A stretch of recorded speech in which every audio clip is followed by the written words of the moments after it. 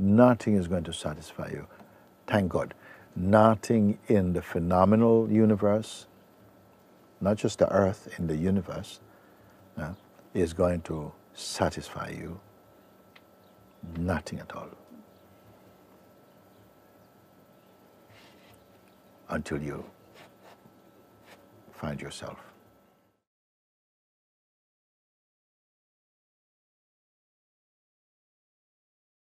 Just, I don't know exactly what I want to speak of. Just feeling the need to come in this way.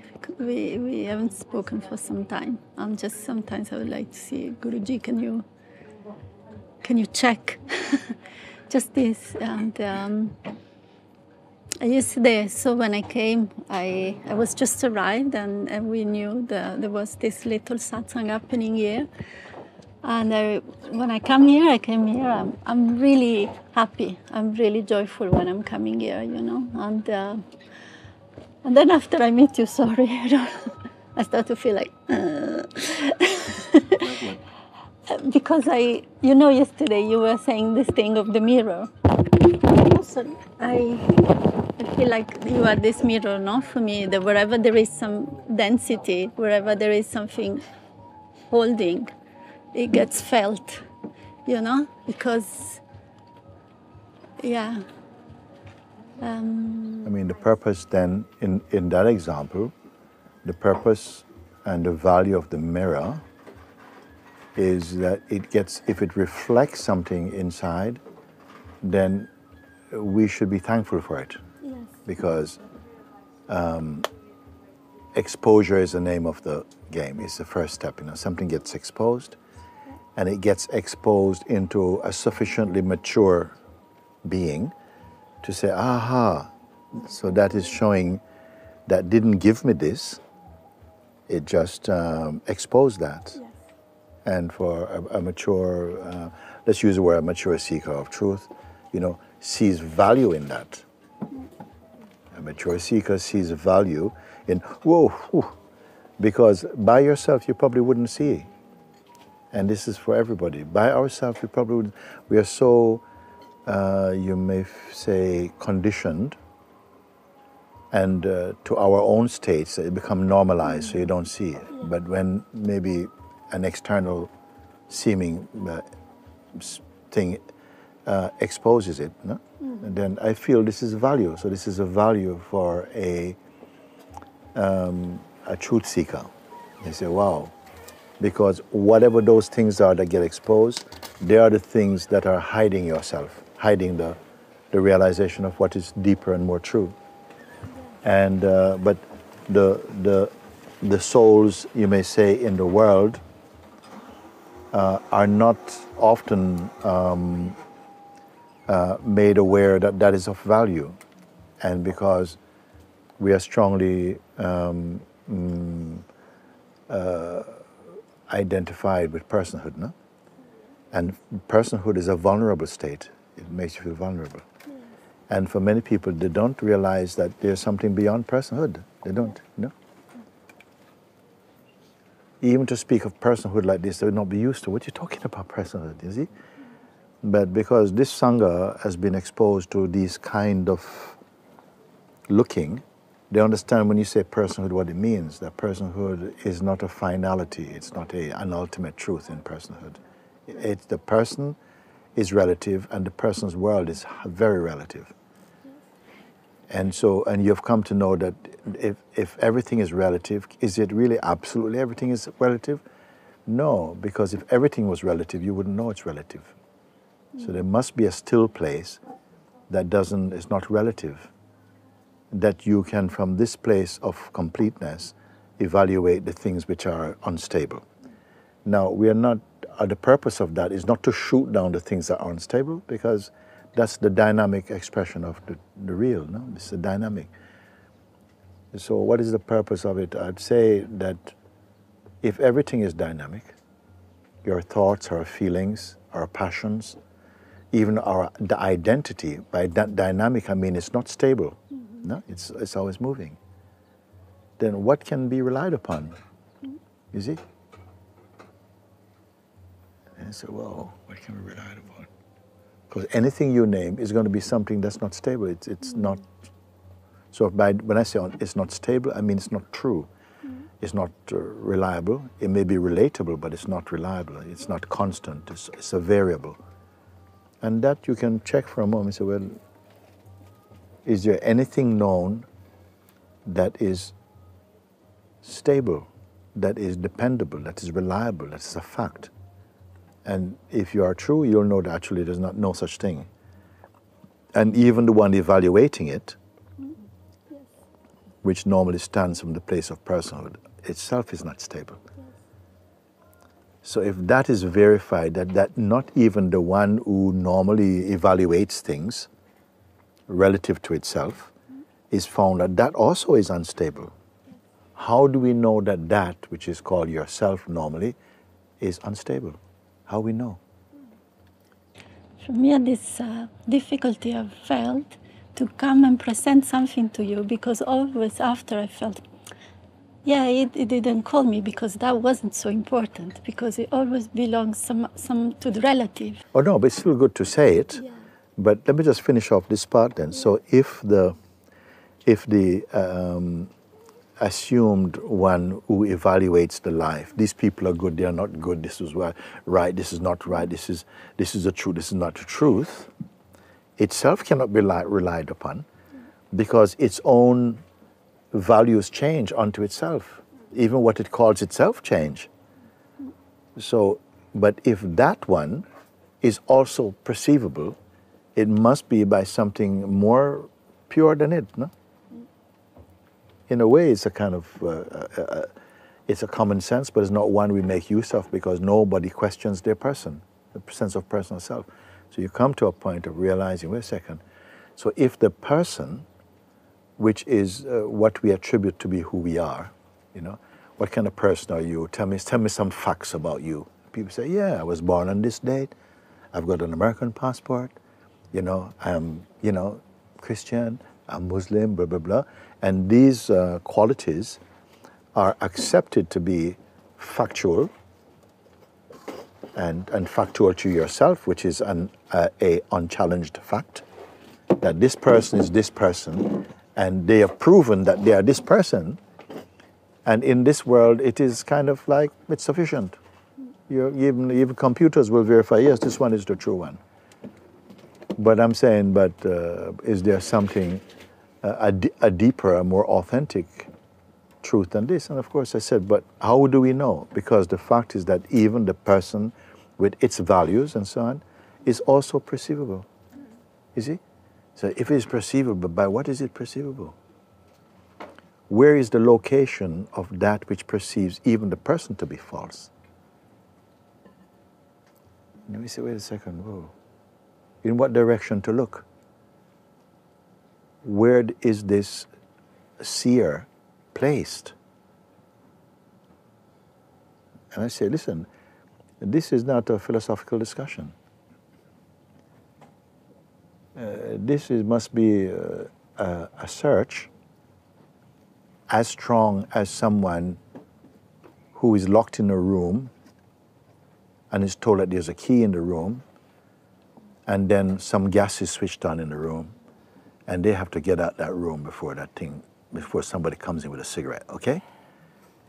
It has to be, for some people, it's going to be that urgent, like, whoa, just the hearing that the person I've considered myself to be for so long is obviously false, and not just because someone else says it, albeit that maybe there's someone who says it, there's faith in and trust in the words of this one, but that they have proven through a kind of guidance to bring it to you for your own evaluation, to see that you have the power to verify more than somebody verify for you, and bring you into that reality that somehow, whoa, then my person who have for so long, I have a signature for my person, I've got evidence of the date of this person, the date of birth of this person, marriage certificate, your religious background, everything, all the things that constitute a solid reality of an assumed person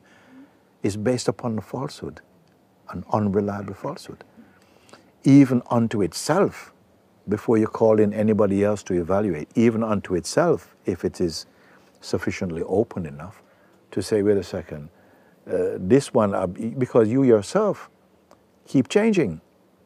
Your idea about yourself keep changing. And something has watched over the years, that the face in the mirror keeps changing, the identity, what I call myself keeps changing. What is aware of these changes? So I said, where's the location of that which is aware of even the change of the assumed fact that I'm this person, is seeing that that also is phenomenal and it's just an idea. And then, as well as that, that there's an urge or a yearning to find the truth of it. If I see it, when I see it, it seems there is an understanding of from where to look and how to look and how to disregard the things the mind presents. The kind of the kind of offering I'm asking is even to look, even the activity or the function of looking is perceived. Yes or no? Yes. Capacity to see even this. But what happens if you're not challenged by that and say, you know, even that is perceived? So that means that that thing is a function. You're talking about a function and a potential, but it's not the thing. It's a potential to see the thing. And say, yeah, but so we'll not accept this answer, no, nothing final, because I'm looking at a kind of final discovery, not just a final answer. That seeing just rests. It's not a seeing, it's not a phenomenal seeing, it's not one thing seeing another thing. So at a certain point, you have used up the value of language. It's not going to come across with the highest philosophy or the highest description, because at one point you have to see any language, any word, cannot convey this. And what is this? You see? So what is this? It's not going to be the answer you give. So if there's an answer or discovery, it's not going to come merely through the voice or through thought. Any of these, nothing there is stable. You're looking for that which is stable. Is there anything that you perceive that can be stable, that you can say is stable? You can take some time to look. It's worth taking time to look, because for lifetimes we have not solved it. We are still looking in the field of the changeful for final answers. So take a little time and look. Inquire if there anything that you can say produced through the senses or the mind that is reliable to you.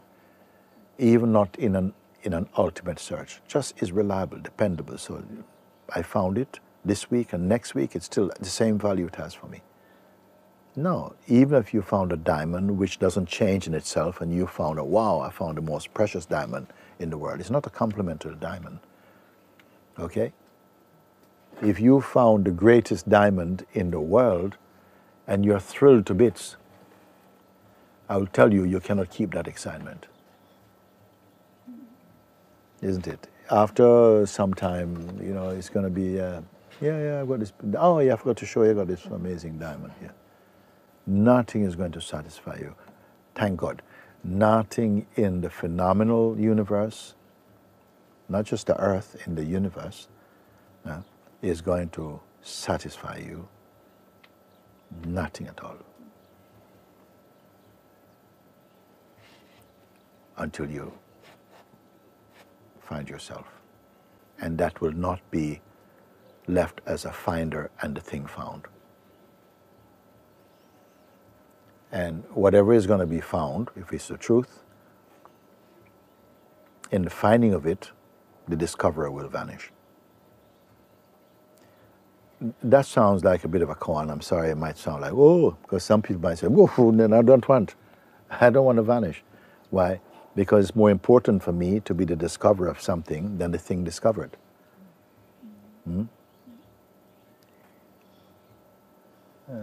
I said one time, we want to taste the honey, you don't want to be the honey.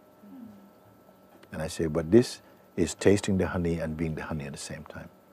What will you lose? So this type of introspection is not so valuable in the world. It's not so valuable. Even I don't know if it's got any value. Guruji, in the introspection, right, it has been maybe sufficiently understood that everything that appears, that is visible in terms of everything that is visible, phenomenal, mental, outside there, emotional, ideas, concept, it's in front, seen by something, I don't know, I leave it into... Who don't know? Even the one who says, I don't know, is perceived. No, don't miss it. Even the one who says, you know, yeah, but because that is our acquired identity. Yeah. He's saying, but even the one who sees it, I don't know. But there is knowing of that there's something perceived this. This functioning that is continuously tending to produce a shape for what I am. You see, even as subtle as that may sound, you're still in the phenomenal. Yeah. Somehow it's seen, but it feels also still as this pull. Okay, we can slow down now. We can slow down now. Because right at this point, you can keep journeying unending, or you can come to that which we are called to seek. You're called to seek something, but the one who is seeking it cannot find it. Because the belief in the one searching for it is only an instrument for useful for a time. It must itself dissolve in the discovery somehow. I don't know if that sounds a bit too awkward, but all of you should really be able to follow me actually at this point. I'm not interested in mere metaphysical discussion. I mean, it is actually, I'm presenting it as being very practical. No? There is something that is so, it cannot be found in the realm of the mind. All our interactions, all our discoveries, all our experiences have been happening in the dynamic field. And happening for a kind of dynamic self. Can you see? Yes. What enables you to see that? What is the cause of seeing even that?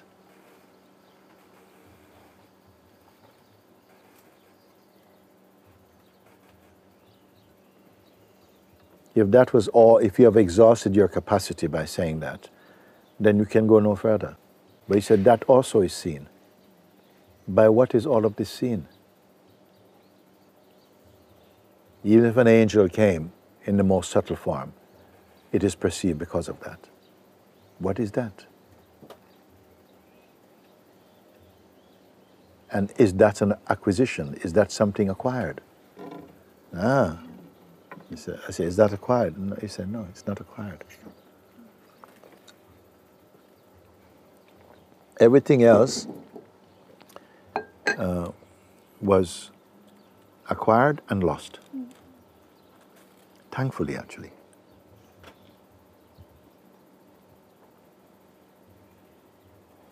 And that which you say that you're searching for, we have to look. How true is that? How true is the voice that says, I'm searching for that? Or the apparent seeker of truth says, I'm searching for that. Can it find that? You see, there was a time I would not myself be ready for that conversation because it started to sound a bit abstract.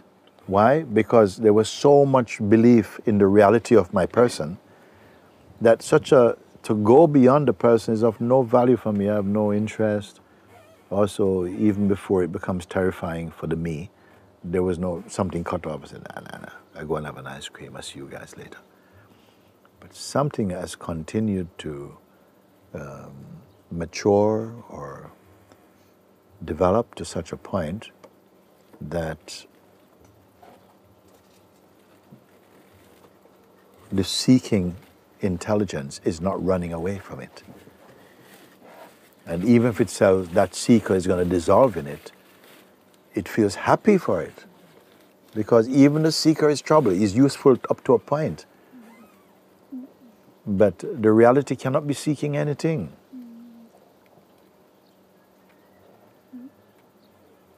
So I don't know how this is being heard in each one, you see.